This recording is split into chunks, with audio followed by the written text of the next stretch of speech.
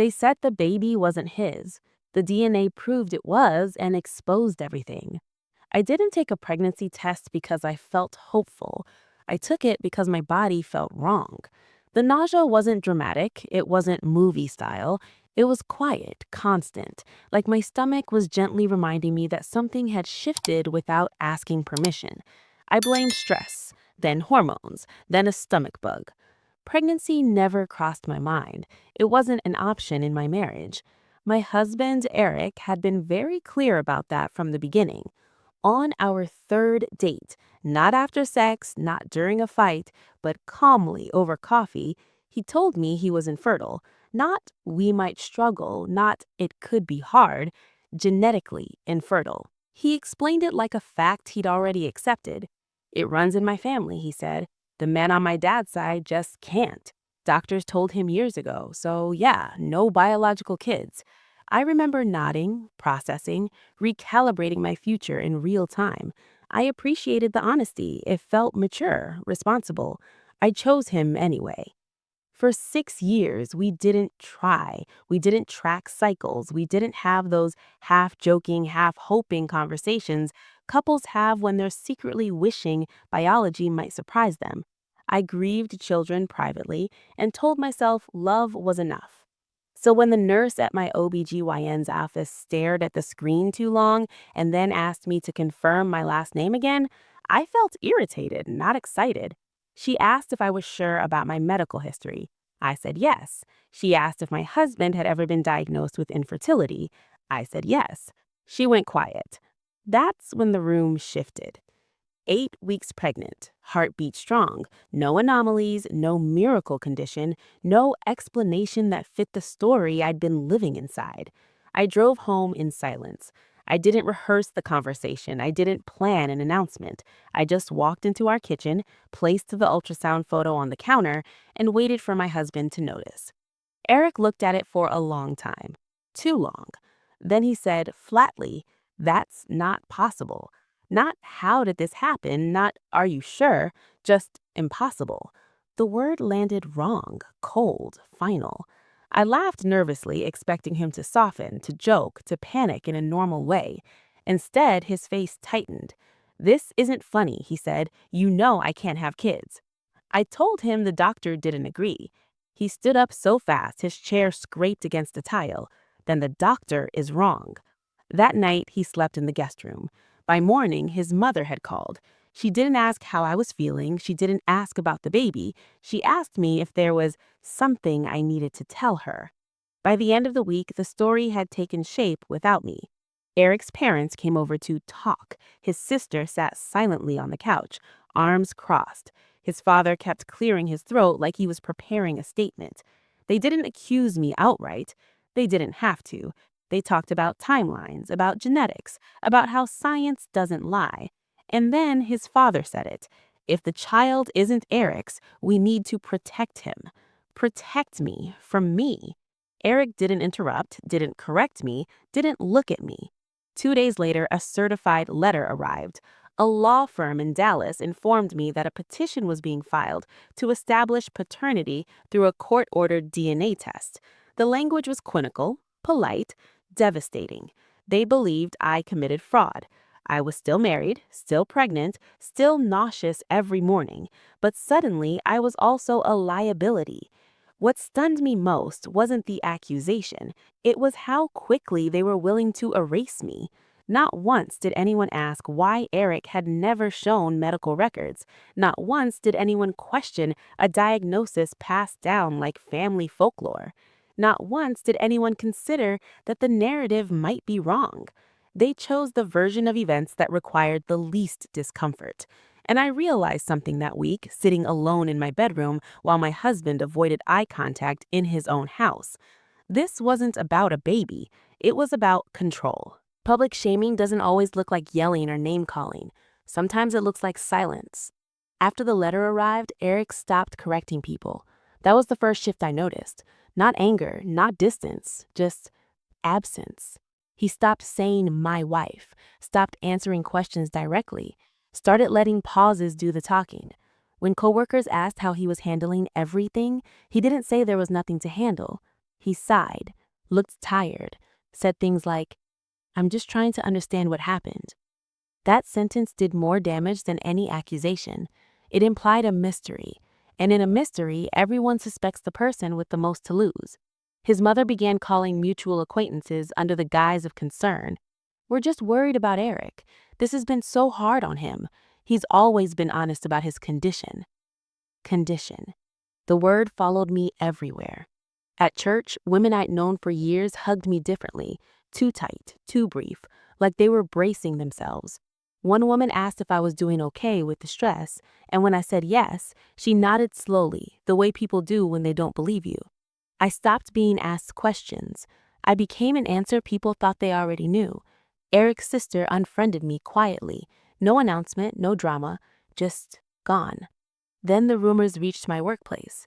HR didn't call me in. They didn't have to. My manager mentioned casually that if I needed time off, the company would understand. Understand what? I realized then how carefully this was being done. No one was calling me a cheater outright. They were letting possibility do the work. Eric moved fully into the guest room. He didn't pack a bag, he didn't leave, but he started locking his phone. We spoke only about logistics, groceries, bills, appointments. When I tried to talk about the baby, he shut down. "Let's wait for the test." That became his shield. Every emotion, every question, every moment of humanity was postponed until science could speak for him. Meanwhile, his parents escalated. Their lawyer requested access to my medical records to rule out irregularities. They asked for a formal timeline of conception. They requested sworn statements, all before the DNA test had even been scheduled. I was advised to get my own attorney. That was the moment it became real. Not a misunderstanding, not a family conflict, a legal strategy. The DNA test date arrived 2 weeks later. In those 2 weeks, I learned how isolation actually works. No one confronts you. No one accuses you to your face. They just stop standing next to you. Eric's father sent an email to extended family explaining that the situation was delicate and asking for discretion. Discretion translated to distance. Invitations stopped, check-ins slowed, support evaporated. I existed in a limbo where I was still married, still pregnant, and already guilty in the court of public opinion. The day before the test, Eric finally spoke. We were standing in the kitchen. I was cutting fruit I couldn't keep down anyway. "If the baby isn't mine," he said, not looking at me, "I won't make this harder than it has to be." Harder for who? I asked him if he believed I cheated. He didn't answer right away.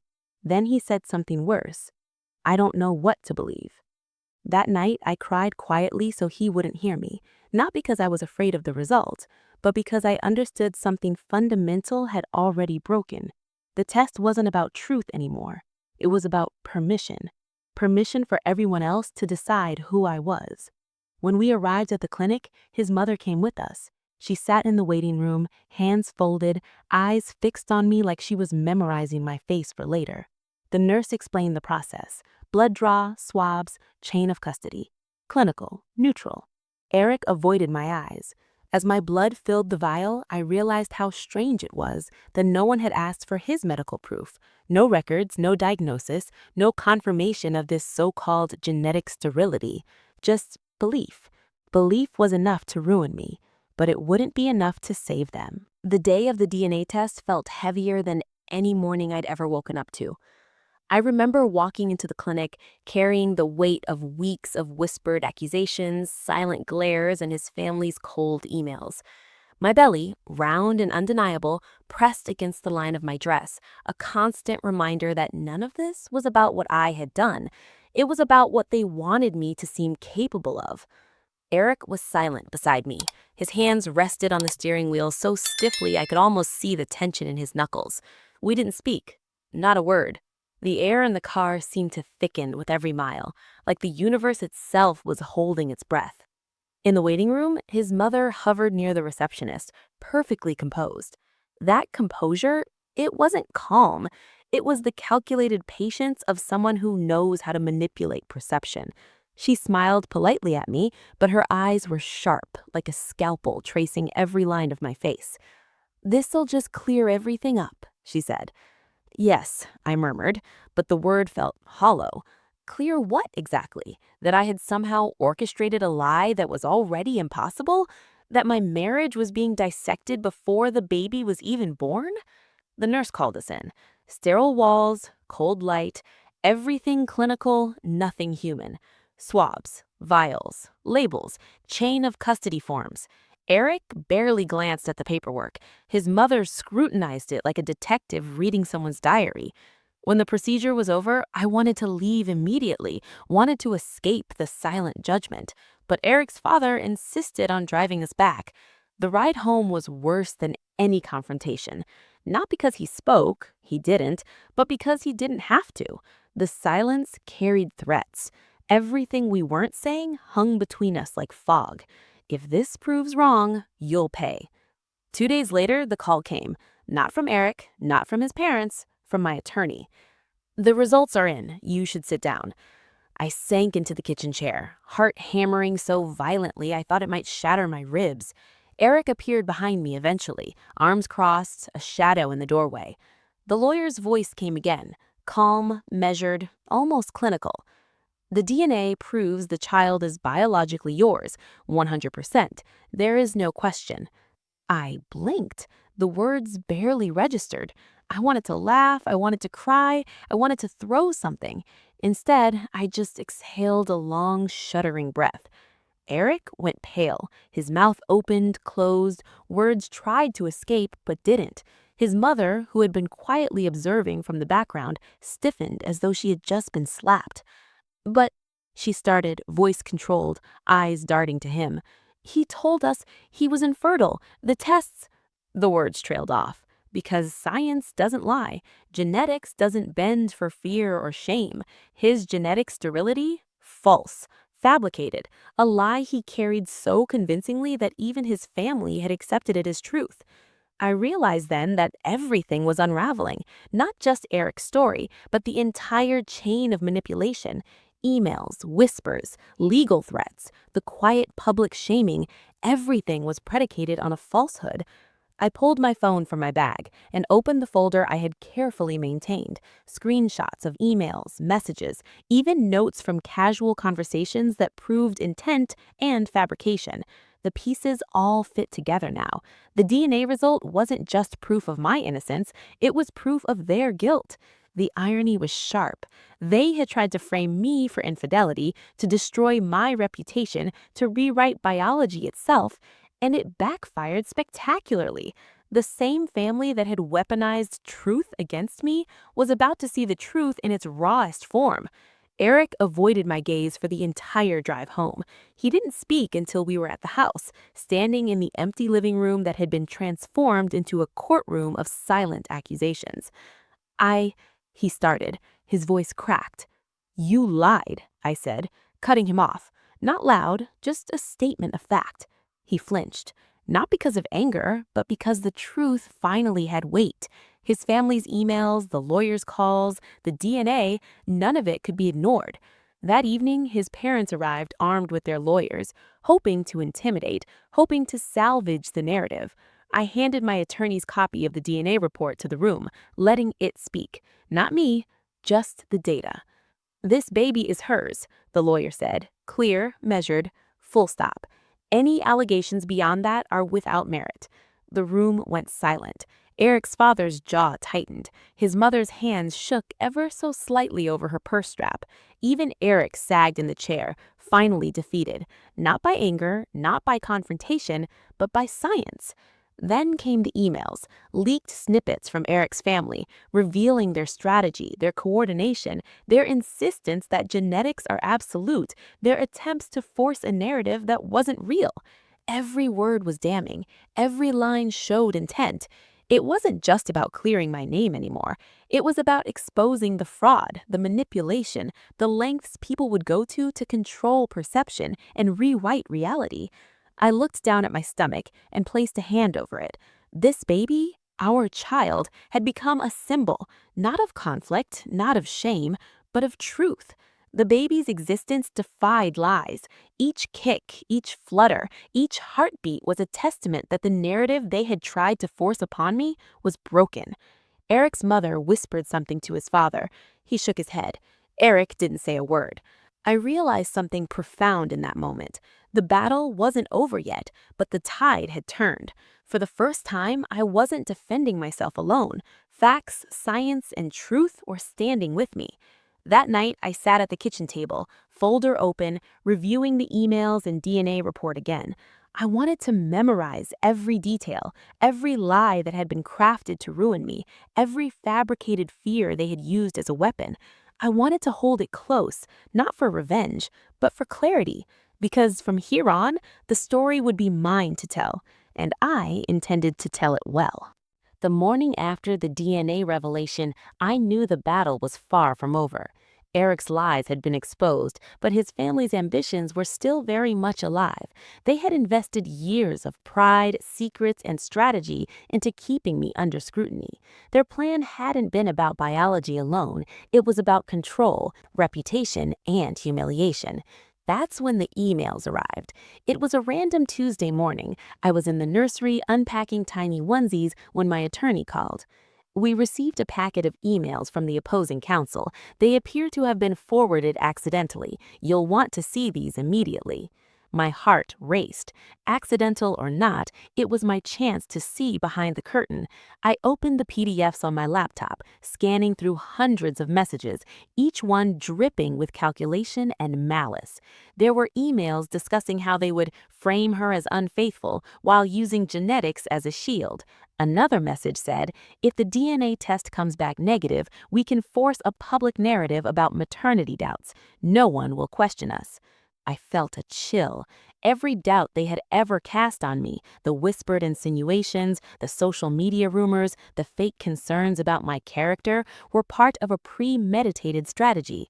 The words were damning, but they also had a strange effect. They liberated me. For the first time, I could see clearly who was behind the manipulation and why they had tried to destroy me. Eric's mother, the architect of most of these messages, had meticulously planned every step, contacting friends in our social circles, drafting statements for the lawyers, even coaching Eric on how to appear heartbroken but innocent. It was all there in black and white. I showed the emails to my attorney, who leaned back astonished. This isn't just proof of intent. This is a blueprint of conspiracy, he said. These messages could turn the entire case in your favor. That's when the tide truly began to turn. The courtroom, once an arena where I felt small and vulnerable, started feeling like a place where justice might finally have a voice. Every false allegation Eric's family had thrown at me, the false infidelity rumors, the maternity doubts, the claims about my character, were crumbling before my eyes. The day of the court session arrived. I walked in carrying the folder of emails, DNA reports, and evidence of their manipulations. The opposing counsel tried to object, tried to claim irrelevance or privacy breach, but the judge wouldn't allow it. The emails were part of the truth, and truth is always relevant. One by one, the messages were read aloud. The courtroom fell silent as the orchestrated lies unfolded in real time. Friends and family of Eric's side, who had once nodded politely at my suspicious behavior, now stared in disbelief. Even Eric's expression hardened with unease as his own words were weaponized, not by me, but by reality itself. The legal team for the in-laws tried to defend the indefensible. They argued that the emails were taken out of context, that intentions couldn't be inferred from typed words. But context didn't matter. The combination of the DNA results and the emails exposed a deliberate attempt to rewrite the truth, to fabricate a narrative that never existed. I felt a wave of vindication that was almost physical. Every hour of stress, every tear shed in private, every whispered judgment from their side, it was all validated. Not in the sense that pain is validated, but in the sense that the truth had weight, and it was undeniable. By the end of the session, the judge had made it clear the false allegations had collapsed. Custody of the baby was reaffirmed from me with full authority. Any claims about my character or fidelity were formally dismissed, and the emails, they were now part of the public record, leaving the ex-spouse's family exposed, not just legally, but morally. Walking out of that courtroom, I felt a strange mixture of relief and exhaustion. Relief because justice had been served, exhaustion exhaustion because the fight had taken everything: my energy, my emotional stability, and my peace of mind. But there was also empowerment because the truth had been heard, because science, evidence, and clarity stood with me against manipulation, lies, and intimidation. That night, I sat in the nursery again, the baby kicking gently, a reminder that life goes on even after storms. I drafted a personal note for my own records, documenting everything that had happened: every lie, every email, every phone call, not for vengeance, but to ensure that the story of truth remained intact. Eric tried to speak, to justify, to explain, but I realized that words now carried no weight. Actions and evidence had overtaken all of it. The family's carefully constructed narrative had collapsed under the weight of honesty and science.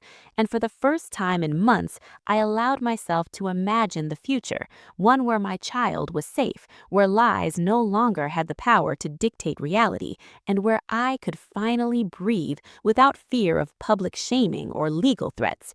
Because the emails had done more than prove guilt, they had reclaimed my story. The battle was far from over, but the momentum had shifted. Truth, as they say, is a powerful ally, and in that courtroom, in that quiet moment of reflection, I knew I had it on my side. After the emails leaked and the courtroom revelations, the final legal sessions felt almost anticlimactic, but in a good way. The evidence was irrefutable, and even Eric seemed to realize that every lie, every attempt to manipulate, had finally turned against him. The judge's decision was clear and decisive. Full custody of my child was granted to me, with all parental rights intact. Eric's attempts at visitation were heavily supervised, and the court formally recognized that his past actions, including lying about genetic infertility and conspiring with his family, were harmful to both me and our baby. When the ruling came, I felt a mixture of relief and disbelief. Relief because the nightmare was ending. Disbelief because for so long I had been told that truth didn't matter, that evidence could be twisted, that a woman alone could never defend herself against a powerful family and a husband who lied with such conviction. But here I was, holding my child in my arms, the DNA proof and leaked emails now legal and undeniable. The judge didn't just rule for custody, the court recognized defamation and manipulation. Eric's family's reputation had suffered publicly, and any attempt to interfere in my life from that point forward was legally restricted. It didn't feel like revenge, it felt like justice. The court wasn't punishing out of spite. It was restoring what had been taken from me: truth, dignity, and control over my life.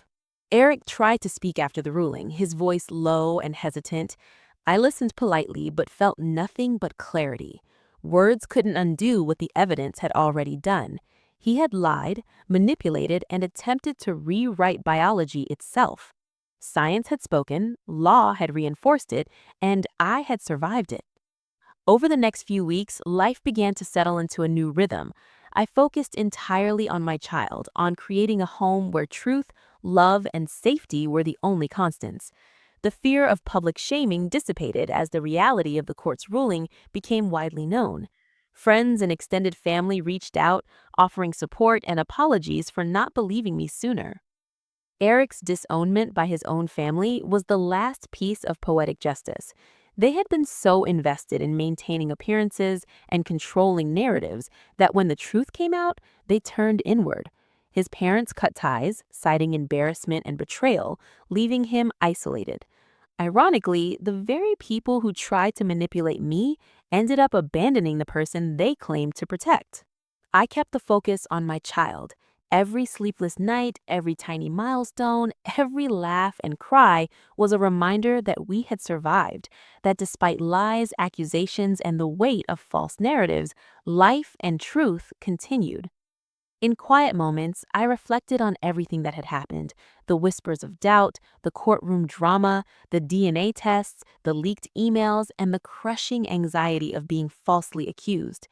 Every step of the journey had tested me in ways I never imagined, but it had also revealed an unexpected truth. Resilience is forged not in calm, but in fire. And finally, I could speak freely to anyone who doubted the power of evidence over deception. They tried to rewrite biology. Science testified for me. Truth defended my child. And in the end, justice didn't just win, it protected the life I've been entrusted to nurture. That sentence became my quiet mantra, not a threat, not a boast, but a statement of reality. The facts were undeniable, the lies exposed, and the future reclaimed. Life didn't instantly become easy, but it became real. And in that reality, my child and I could grow, laugh, and live without fear of manipulation, without suspicion, and without lies clouding our home.